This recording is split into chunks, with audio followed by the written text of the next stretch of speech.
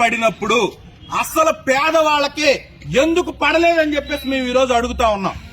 ఈ రోజు అధికారుల నిర్లక్ష్యం కాదా అని చెప్పేసి మేము అడుగుతా ఉన్నాం. దీనిపైన ఎమ్మెల్యే గారు తక్షణమే స్పందించాలి. అందరికీ రేపిస్తాం, ఎల్లుండి వస్తాయి, అవతల ఎల్లుండి వస్తాయి కాదు, అసలు రిజెక్ట్ ఎందుకు చేశారు? అంత వరద రాలేదా?